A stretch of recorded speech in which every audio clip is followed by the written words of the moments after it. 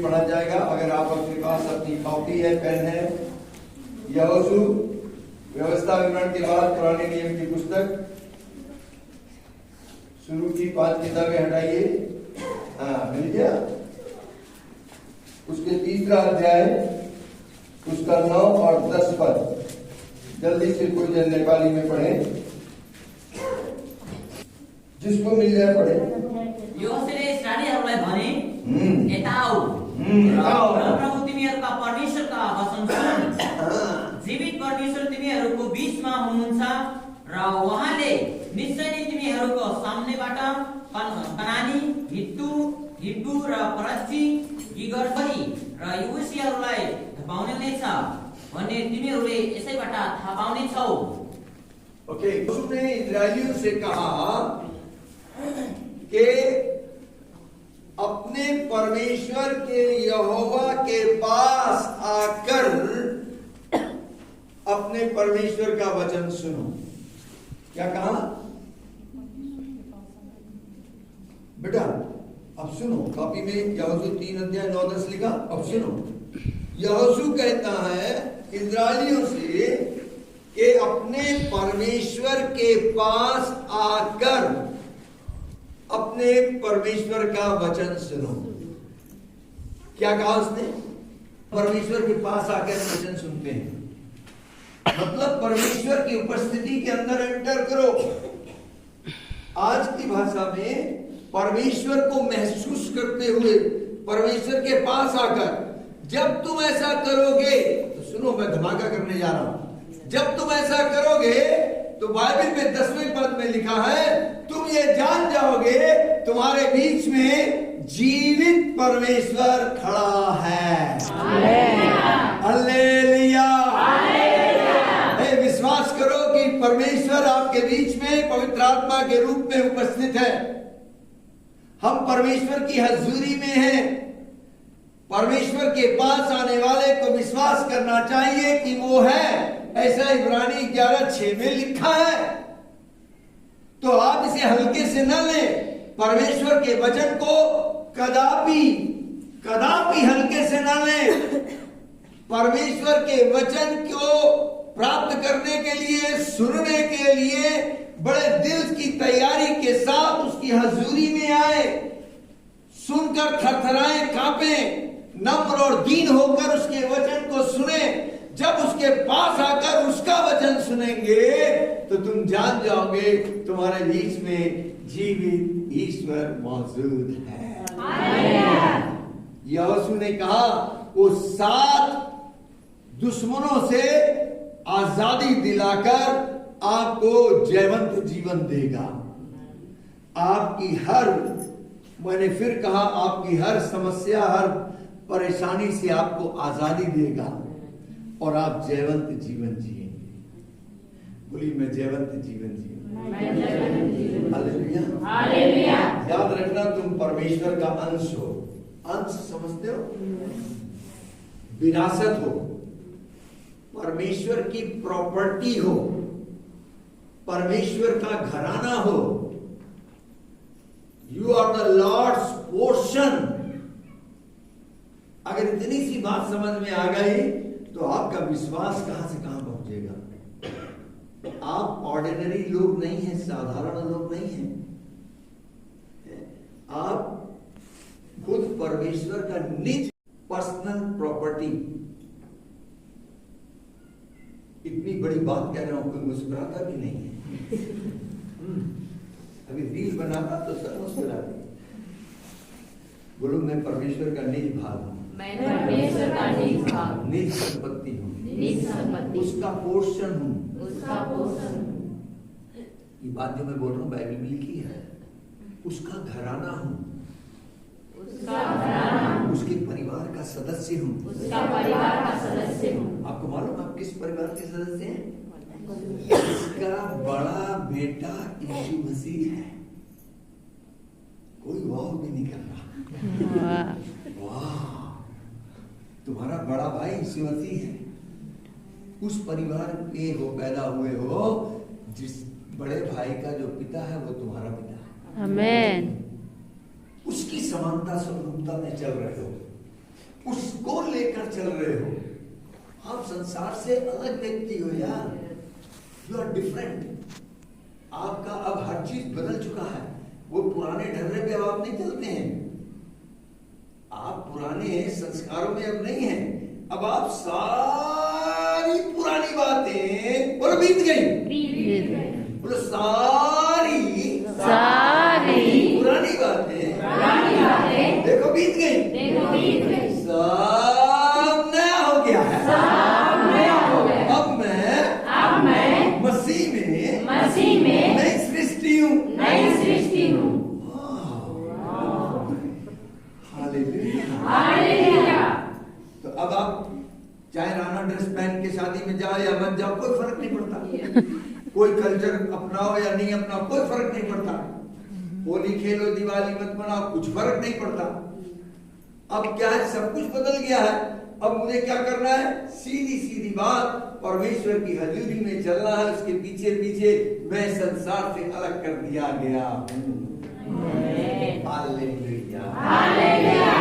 Okay, अभी तक जो कुछ हुआ ये क्या था, जलजीरा पिलाया गया, कोल्ड ड्रिंक पिलाई गई। अब मेन क्या कहते हैं, मेन कोर्स में आते हैं, यानी मुख्य भोजन पर आते हैं। मुख्य भोजन जो आज का सीखना है, वो क्या सीखना है, मैंने बताया था कि सारे देश में प्रभु का वचन फैले। ये बात ने मुझे प्रेरित किया कि मैं इस घर में आकर वचन सुनाऊं। मैं पाठ पढ़ना चाहता हूं और पास्टर जी को मैं आमंत्रित करना चाहता हूं, यहाँ पर आइए। पास्टर जी पढ़ेंगे, आप सब लोग सुनेंगे, मैं आपको समझाऊंगा। प्रेरितों की पुस्तक का 13 अध्याय। आप लोग अपनी कॉपी में लिख लीजिए, डायरी में लिख लीजिए, और नहीं लाए हैं तो बाइबल कर अपने सामने रखिए।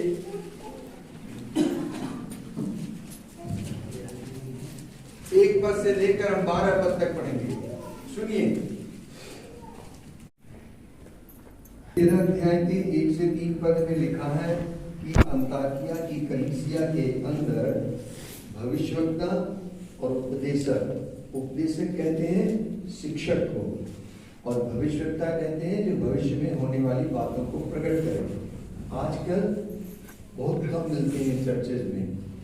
तो भविष्यवक्ता थे, उपदेशक थे, आपकी भाषा में समझाऊं तो लीडर्स मौजूद थे। वो लीडर्स ने वर्शिप रखी हुई थी विद फास्टिंग।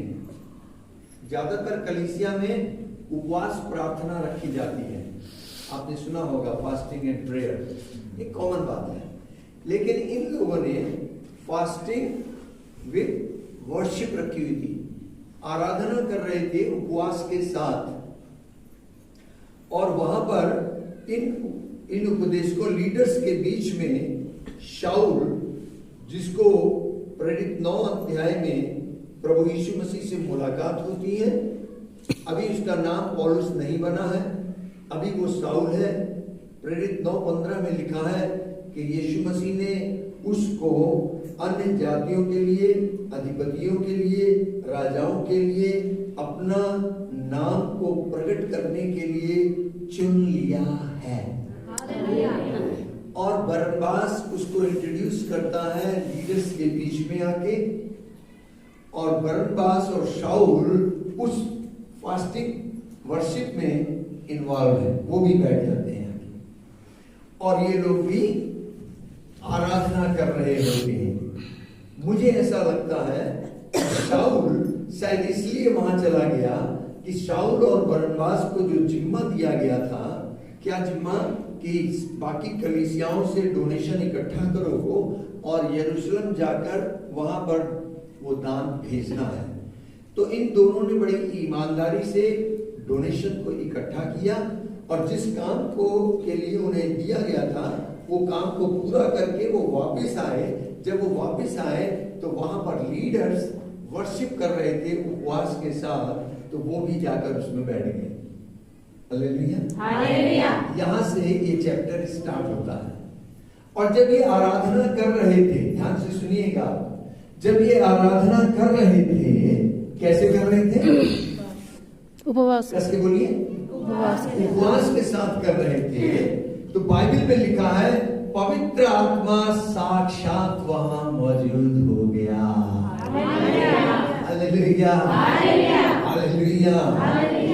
जब आप आराधना करते हैं, प्रार्थना और आराधना में बहुत फर्क होता है। मैं उसको यहाँ टीच नहीं करना चाहता, लेकिन इतनी सी बात जरूर कहूंगा कि जब आप आराधना करते हैं तो परमेश्वर अपना सिंहासन आपकी आराधना में लगा देता है। कहने का अर्थ परमेश्वर स्वयं आपकी आराधना में उपस्थित हो जाता है।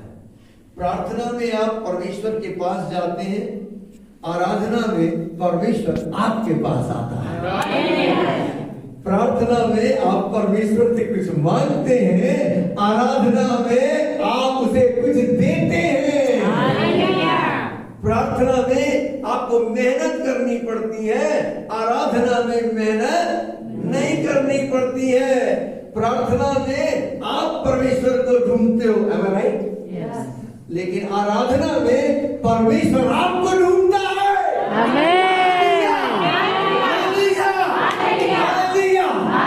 बोलो, क्या करोगे? प्रार्थना करना चाहते हो या आराधना? प्रार्थना करना चाहते हो या आराधना?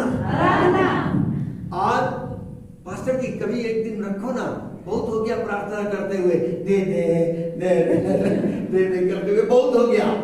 के साथ नाचेंगे, गाएंगे, बजाएंगे, आराधना करेंगे, मुस्कुराते हुए, डांस करते हुए, क्या उपवास के साथ आपके बीच में पवित्र आत्मा मौजूद है।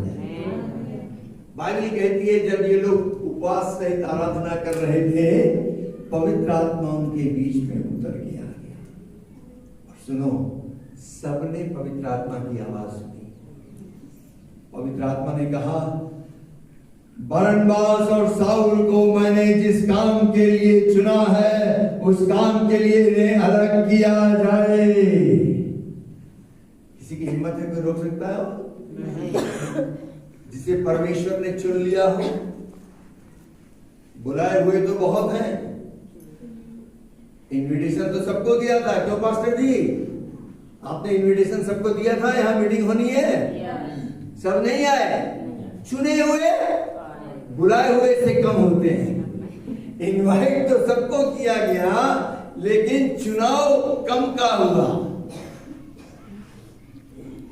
चुने हुए थोड़े हैं।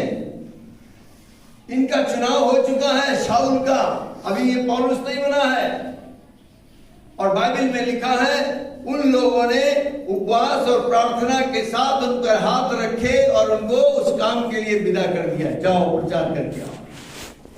अब पहली यात्रा बगैर पवित्र आत्मा की परिपूर्णता से सुसमाचार सुनाने मत जाना। बहुत सी संस्थाओं ने ये गलती की, बहुत से चर्चेज ने ये गलती की, बहुत से सेवकों ने ये गलती की। Fullness of the Holi spirit जब तक ना हो, जब तक पवित्र आत्मा का सेंसेशन आपके अंदर ना हो, जब तक आप उसको महसूस ना कर रहे हो, जब तक पवित्र आत्मा की प्रेरणा से आप ना जा रहे हो, don't speak the word of God. परमेश्वर के वचन को कभी मत सुनाने लग जाना जब तक कि ऊपर से तुम्हें न दिया जाए। अगर तुम सुनाओगे संस्था की कही हुई बातों को, उससे लाभ नहीं होगा। लेकिन जिस घड़ी तुमने परमेश्वर की आवाज सुनी, उसकी प्रेरणा प्राप्त करके वचन ग्रहण किया, उसका प्रकाशन लिया, और तब तुम सुनाओगे तो उससे लोगों के जीवन में बदलाव आ जाएगा। आमीन, हालेलुया, हालेलुया। सरमन तो सब लोग देते हैं, मैसेज सब नहीं दे सकते। सरमन यहां से तैयार होता है, समझ में आ रही बात? सरमन किताबों से, नोट्स से तैयार होता है, मैसेज परमेश्वर के हृदय से आता है। इसके लिए मेहनत करनी पड़ती है, प्रभु के चरणों में जाना पड़ता है, उस पर भरोसा रख के बैठना पड़ता है। प्रभु कुछ तो बता, मैं क्या बोलूं? तो परमेश्वर छोटी सी एक बात देगा, एक बात देगा। आप उस पर अध्ययन करेंगे, मनन करेंगे और उस पर मैसेज तैयार हो जाएगा। पूरे नेपाल के लिए ये संदेश है जो मैं आज देने जा रहा हूँ इस कलीसिया में। मुझे नहीं मालूम आप किस प्रकार से इसे रिसीव करेंगे। बाइबल में लिखा है कि बरनबास और शाऊल आत्मा से परिपूर्ण होकर पाफुस नगर के शहर में आए और उस शहर के अंदर एक हाकिम था। ध्यान से सुनिए, मैंने इसको आपकी कलीसिया के लिए इसका टाइटल रखा है, दो ऐसे व्यक्तियों का मैं जिक्र करने जा रहा हूं। पहला व्यक्ति जो परमेश्वर के वचन को सुनने की चाह रखता है, दूसरा व्यक्ति जो परमेश्वर को सुनने के लिए लोगों को रोकता है। दोनों ही प्रकार के लोग इस दुनिया में हैं, राइट? लोग रोकेंगे, क्या करना है जाके, हम अपनी चर्च में कर लेंगे। मैं बताने जा रहा हूं और सिखाने जा रहा हूं, यदि आप वो व्यक्ति हैं जो परमेश्वर के वचन को सुनने की चाह रखते हैं, लालसा रखते हैं, मन करता है उसके वचन को सुनने का, तो आपका परिणाम क्या होगा वचन से सीखेंगे। और अगर आप ऐसे व्यक्ति हैं या ऐसी संस्था है जो वचन को लोग ना सुन पाए, रुकावट का कारण बनते हैं, तो फिर आपका अंजाम क्या होगा हम इस अध्याय से सीखेंगे। यही संदेश केवल मैं आज दे रहा हूं। इसके बेवास्ता अनसुना ना करें, यानी उसकी ओर ध्यान देना है। वचन को तुच्छ ना समझें, वचन को हल्के से ना लें, वचन को ध्यान दें। अगर वचन को सुनकर अनसुना कर देंगे तो बहुत सा खतरा हो जाएगा। बाइबल खोलने के लिए तैयार हो जाइए। पढ़िए नीति वचन 8 अध्याय का 33 पद, कोई दिन जल्दी से पढ़ दे। मेरो अति सुन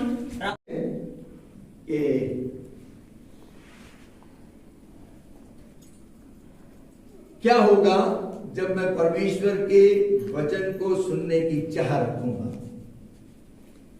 आपके अंदर चाहत आती है कभी किसी चीज की? आती है। सबसे बड़ी चाहत क्या होनी चाहिए मेरे दिल में? परमेश्वर के वचन को सुनना। दाऊद राजा होने के बावजूद वो अपने प्रार्थना में कहता है, हे यहोवा, भोर को मेरी वाणी तुझे सुनाई देगी, मैं अपने कान में किसी और की आवाज बाद में सुनूंगा, सबसे पहले मेरे कान में तेरी आवाज आएगी। कमिटमेंट है इसका। भोर को तड़के उठ के किसी और की आवाज नहीं सुनना चाहता हूं। प्रभु आपका वचन मेरे कान में आए, ये मेरी कामना है। आपकी इच्छा क्या है? सो पहला पॉइंट मैं आपको इसमें बताने जा रहा हूं, लिख लें। Desire to have the word, to desire to hear the word of God, यानी अपने अंदर ये इच्छा पैदा करना, परमेश्वर के वचन को सुनने की इच्छा होना। जो लोग लिख रहे हैं वो लिख लें। Desire to hear the word of God. लिखा है कि जब ये पौलुस और बरनबास पाफुस पहुंच गए तो वहां पर एक बार यीशु नाम का यहूदी टोना करने वाला और झूठा व्यक्ति मौजूद था। वो अपने को भविष्यवक्ता कहता था, लेकिन वो झूठा था। लिखा है वो हाकिम सिरगियुस पौलुस के साथ था, जो बुद्धिमान था, और उसने बरनबास और शाऊल को अपने पास बुलाकर परमेश्वर का वचन सुनना चाहा। एक व्यक्ति का जिक्र है जो हाकिम है, बाइबल में लिखा है वो बुद्धिमान व्यक्ति है। आज भी वो व्यक्ति की गिनती बुद्धिमान व्यक्ति में होती है जो परमेश्वर के वचन के लिए ललायत होते हैं, जो वचन को सुनना चाहता है, वचन के पीछे जाता है, वो वाइस पर्सन होता है। बुद्धिमान है जो परमेश्वर के वचन को ढूंढता है। मूर्ख है जो दुनिया की चीजों को ढूंढता है। सब कुछ यही रह जाएगा। ये परमेश्वर का वचन आपकी जिंदगी को, मेरी जिंदगी को बदल देगा। वो वाकई बुद्धिमान है। लिखा है क्यों? उसने बरनबास और शाऊल को अपने पास बुलाया, किस लिए? कि परमेश्वर के वचन को सुनो। उसके अंदर परमेश्वर के वचन को सुनने की चाह थी। फिर से मैं पढ़ता हूं, सुनिए। लिखा है, अभी विधि विधान, रीति रिवाज, कल्चर का कोई प्रोग्राम हो तो सब बताएंगे, शादी ब्याह हो, जन्मदिन हो, सब बताएंगे। लेकिन वचन की सेवकाई हो रही है तो लोग हिम्मत नहीं जुटाते कि हम जाके बताएं, 4 आदमी को संग लेके जाएं कि ये वचन सुन ले, क्या पता इस सुनने से इसका जीवन बदल जाए, उसका फल तुम्हें मिलेगा।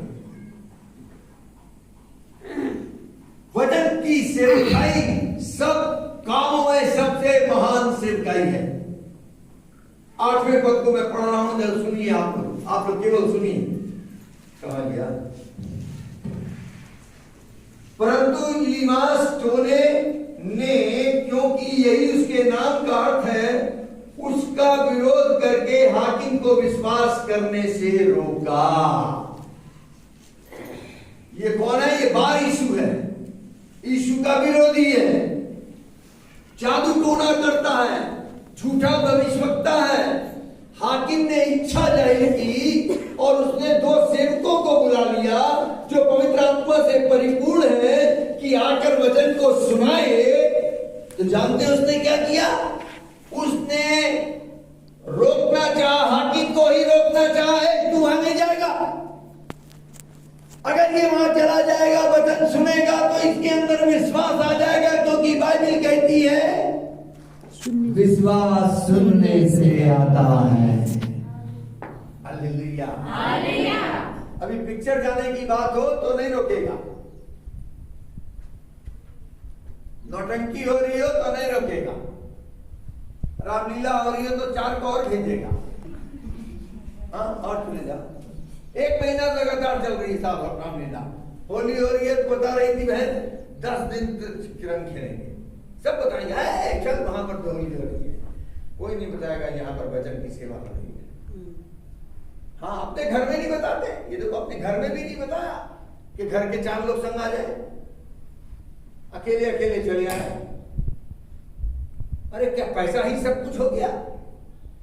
4 दिन के लिए पैसा मत कमाओ, आ जाओ, वचन की सेवा हो रही है। अगर तुम वचन को महत्व दोगे, 4 दिन में देखो तुम्हारी जिंदगी में कितना पैसा आएगा। जिस नाप से नापोगे उस नाप से नापा जाएगा। तुम्हारे सामने वचन भी है, तुम्हारे सामने रुपया पैसा भी है। तुम किसे चुनते हो?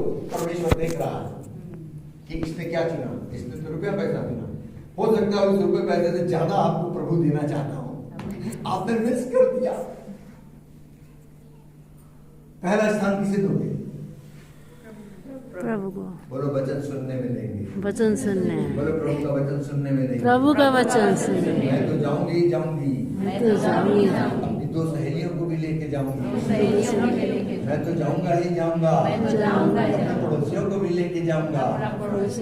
इसका पड़ोसी नहीं है, फोन से बता, हमारे यहाँ वचन की सेवा हो रही है, आजा आजा। प्रभु देख रहा है ये तुम्हारी मेहनत को, इस मेहनत का प्रतिफल तुमको मिलेगा। हमें क्या पड़ी थी यहाँ आने की? हमें तो किसी चर्च के अंदर किसी ने इनवाइट नहीं किया, भैया आ जाइए। 1 साल हो गया आप हमारे यहाँ नहीं आए। 2024 में आए थे, 25 आ गया, 1 साल आप नहीं आए। किसी के दिल में इच्छा ही नहीं आई, तुम्हें छोड़ पादरी के नहीं आई। ओके, मैं ये बात की बता रहा हूँ कि परमेश्वर के वचन को आप इग्नोर न करें, क्योंकि अगर आप उसे इग्नोर करेंगे तो आप निर्धन हो जाएंगे। और अगर आप परमेश्वर के वचन को सुनकर अनसुना करेंगे तो आप भटकते रहेंगे। कभी इंडिया, कभी नेपाल, पहुंच गए इंडिया, अब वापसी का किराया नहीं है, भेज दे, वापस आना है, भटकते रहेंगे। आप सोचेंगे वहां जाऊं, पहाड़ पे जाऊंगा तो ज्यादा पैसा मिलेगा, यहां पर काम करूंगा तो कब मिलेगा। आप भटकते रहेंगे। भटकने की कोशिश करनी है या स्थिर रह के चलो, जय में चलना चाहते हो? तो पढ़ो, एक वचन और दे रहा हूं, नीति वचन 19 अध्याय का 27 पद। प्रभु यहीं से बरकत देगा। आमेन। हे मेरे पुत्र, यदि तू भटकना चाहता है तो शिक्षा को सुनना छोड़ दे। सुन रहे हैं? वचन को सुनने की कितनी अंदर मेरे लालसा होनी चाहिए। इंडिया से वचन आ रहा है और लोगों को टाइम नहीं है, और फिर कहते हैं प्रार्थना कर दो, हमारे यहाँ समस्या चल रही है। तो क्या समाधान क्या है? बोलिए, मुझे अपने अंदर वचन सुनने की चाह पैदा करनी है। मुझे अपने अंदर वचन सुनने की लालसा पैदा करनी है। मैं दूसरों की सहायता करूंगा कि वो लोग भी वचन को सुनने पाए, वचन पर विश्वास करने पाए। मैं किसी को वचन सुनने से रोकूंगा नहीं। मैं अपने बच्चों को प्रेरित करूंगा,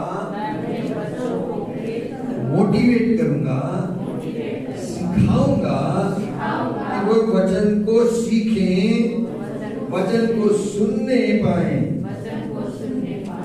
केवल आपकी जानकारी के लिए बताऊं, केवल और केवल शैतान है, विरोधी है, जो परमेश्वर कोई वचन को सुनने से लोगों को रोकता है। केवल शैतान। परमेश्वर का वचन परमेश्वर है। केवल शैतान जानता है कि परमेश्वर का वचन आपके जीवन को बदल देगा। वो अनंत की वाटिका से खेल कर रहा है कि परमेश्वर के वचन को तोड़ता मरोड़ता है, आप तक सही वचन ना पहुंच जाए, आप वचन ना सुन पाए। शैतान की ये चाल है, और जो कोई रोकता है वो सब शैतान की पार्टी के लोग हैं। चाहे वो संस्था हो, चाहे वो पादरी हो, चाहे वो विश्वासी हो। मैंने देखा कई बार कई विश्वासी एक दूसरे के यहाँ सेवकाई होती है, वहां मत जाना। उन्हें पहले ही डर है, कहीं मेरा विश्वासी ना चला जाए।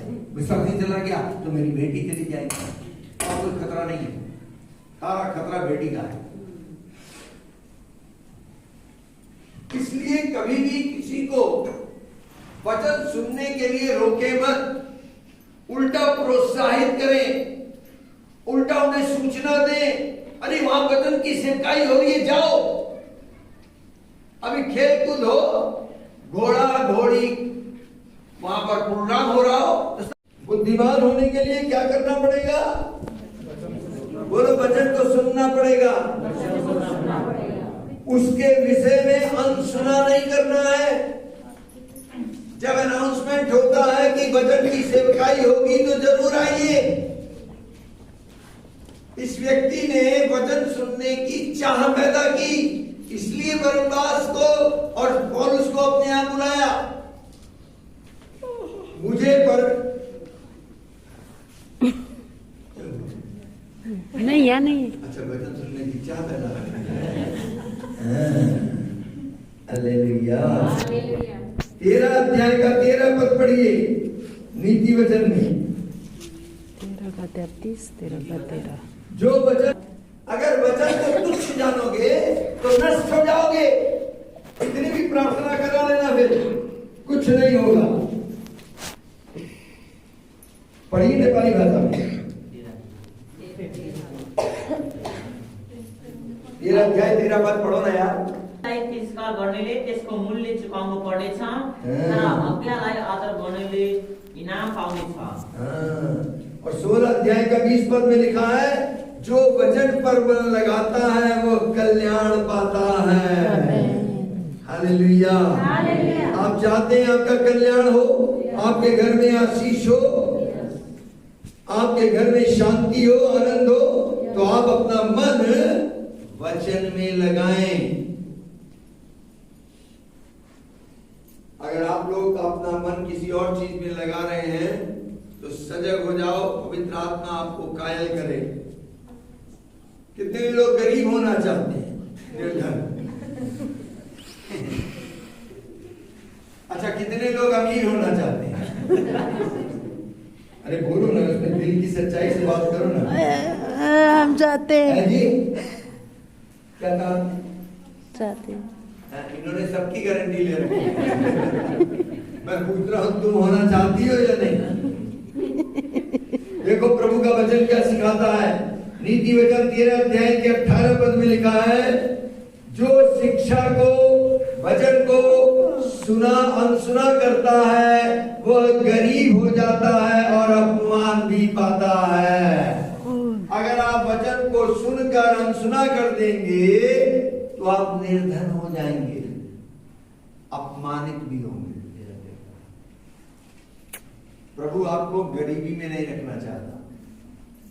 वो अपने स्वर्ग का सिंहासन छोड़ के, स्वर्ग का सारा वैभव त्याग के तुम्हारे और मेरे लिए कंगाल बन गया, ताकि हम जो कंगाल हैं वो धनी हो जाए। हाय हमें हालेलुया। क्या ढूंढ रही है बाइबल में? सुनो ना बेटा, वहां लिखा है जो मैं बोल रहा हूँ। बोलिए, आप डिसाइड करो, निर्धन रहना है या अमीर? क्यों भाई, भरैया वाले? क्या भरैया? भरैया। ओके, भरैया वाले। बोलो, गरीब रहना है या अमीर? बोल रही है? बोल रहे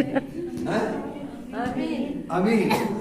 अमीर रहोगे तो मैं भी अमीर बन पाऊंगा ना। मैं तो हिसाब लगा रहा हूँ, अगर ये सारे 10% भी देंगे तो मैं कहाँ पहुंच जाऊंगा।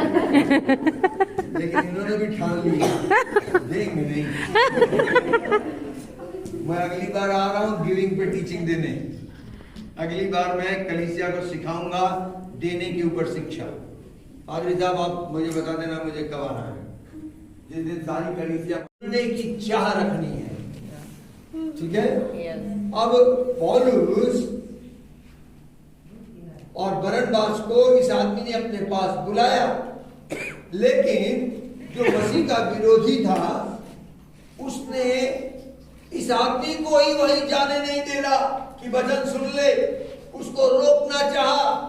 ये दोनों पौलुस के पीछे पीछे जा रहे सुनने, और वो आदमी ने रोकने की कोशिश की, रुक जा तू नहीं जाएगा। तो पौलुस ने देख लिया ये आदमी वचन सुनने से रोक रहा है, तो सुनिए पौलुस ने क्या किया। सब लोग ध्यान से सुनना, मैं बाइबल से पढ़ूंगा, 9 पद से पढ़ूंगा। लिखा है, तब शाऊल ने, जिसका नाम पौलुस भी है, पहली बार शाऊल को पौलुस करके बोला गया, फर्स्ट टाइम। शाऊल कौन हो गया? पौलुस बन गया। लिखा है, तब शाऊल ने, जिसका नाम पौलुस है, कब? बिटिया सुनो ना, मैं 9 पद से बोल रहा हूं, तुम पन्ने पलट रही हो। लिखा है, तब शाऊल ने, जिसका नाम पौलुस है। जब बाइबल में तब आए तो सवाल करना कब। ये काम पौलुस ने कब किया? जब विरोधी ने वचन सुनने से रोकना चाहा, तब पौलुस पलटे। और सुनिए पलट के क्या किया। शाऊल, जिसका नाम पौलुस भी है, पवित्र आत्मा से परिपूर्ण होकर उसकी ओर देखा और कहा, मैंने शुरू में कहा वचन सुनाने जब जाना तो पवित्र आत्मा से भर कर जाना। पवित्र आत्मा उस आराधना में उपस्थित हुआ और पौलुस को और बरनबास को अलग किया। पौलुस बरनबास पवित्र आत्मा से भरे हुए, परमेश्वर के वचन से भरे हुए पहली यात्रा, मिशनरी यात्रा करने गए। पापुस शहर में थे, शैतान रोक रहा था वचन सुनने के लिए, और पवित्र आत्मा से भरा हुआ पौलुस ने पलटी मारी और उस आदमी को, जिसका नाम इलिया है, इलिबास बार यीशु जो टोना करता है, तंत्र विद्या चलाता है, झूठा भविष्यता है, उसकी ओर देखा और कहा। बोलो देखा और कहा, देखा और कहा, बोलो देखा और कहा, देखा और कहा। पवित्र आत्मा से भरा हुआ व्यक्ति निगाहें चुराएगा नहीं, निगाह में निगाह डालकर बात करेगा। सच्चा व्यक्ति आंखें झुका के बात नहीं करेगा, शर्म नहीं महसूस करेगा। जो शब्द की बेल्ट पहने है वो आंख में आंख मिलाकर बात करेगा। आपको याद है पतरस और यूहन्ना जब मंदिर में गए थे, एक लंगड़ा भिखारी भीख मांग रहा था।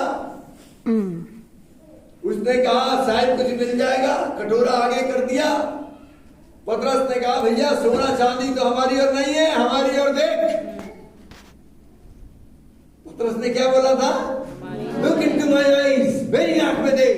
पवित्र आत्मा पतरस के अंदर था, पतरस पवित्र आत्मा से भरा हुआ था, पवित्र आत्मा उसके आंखों के द्वारा प्रकट हो गया, मैनिफेस्ट हो गया। और बाइबल कहती है उस लंगड़े की, जन्म के लंगड़े की सारी काया ही पलट गई। आमेन। वो आया, 6 महीने इंतजार करते हो, सब खत्म हो जाएगा, सूख जाएगा। एक ही चीज आपकी जिंदगी में रह जाएगी, क्या? सब बोलिए प्रभु का वचन, प्रभु का वचन, बोलो प्रभु का वचन, प्रभु का वचन। बोलो मैं अपनी जिंदगी में, मैं अपनी जिंदगी में परमेश्वर के वचन को ऊंचा उठाऊं, परमेश्वर के वचन को ऊंचा उठाऊंगा। मैं परमेश्वर की वचन की प्रशंसा करूंगा। मैं परमेश्वर की वचन की प्रशंसा करूंगा। बोलो मैं परमेश्वर की सहायता से परमेश्वर के वचन का प्रचार करूंगा। मैं परमेश्वर की सहायता से परमेश्वर का वचन का प्रचार करूंगा। अपनी जिंदगी में परमेश्वर के वचन को पहला स्थान दूंगा। अपनी जिंदगी में परमेश्वर के वचन से मैं अपने आप को भरूंगा। परमेश्वर के वचन से अपने आप को भरूंगा। परमेश्वर का वचन मेरे भीतरी मनुष्य का भोजन है। परमेश्वर का वचन मेरे भीतरी मनुष्य का भोजन मेरी आत्मा की खुराक, मेरी आत्मा की खुराक परमेश्वर का वचन है। परमेश्वर का वचन है। आयुब 12:11 कहता है, आयुब 12:11 कहता है, जैसे पेट के लिए भोजन मुंह से खाया जाता है, जैसे पेट के लिए भोजन मुंह से खाया जाता है, वैसे आत्मा का भोजन प्रभु का वचन कान से खाया जाता है। वैसे आत्मा का भोजन कान से खाया जाता है। सुनना। इसलिए बोलो इसलिए परमेश्वर का वचन परमेश्वर का वचन सुनना जरूरी है। जरूरी है। मैं वचन को रोज सुनूंगा, वचन को रोज प्रभु सुनूंगा। का वचन रोज सुनूंगा। प्रभु का वचन बोले पवित्र आत्मा पवित्र आत्मा मेरे अंदर लालसा उत्पन्न कर, मेरे अंदर लालसा उत्पन्न मेरे कर, अंदर चाह उत्पन्न कर मेरे अंदर चाह कि मैं उत्पन्न कर, परमेश्वर का वचन सुनूं। मैं परमेश्वर का वचन सुनूं। आज से कोई चाव की लालसा नहीं, कोई चढ़ की लालसा नहीं, वचन की लालसा पैदा कर। हाँ, वचन की लालसा मेरे अंदर पैदा हो। वचन की लालसा मेरे अंदर। मैं वचन को सुनूंगा, मैं वचन को सुनूंगा, वचन के अनुसार जीऊंगा। वचन के अनुसार जीऊंगी। हालेलुया। हालेलुया। तो पहली बात मैंने आपको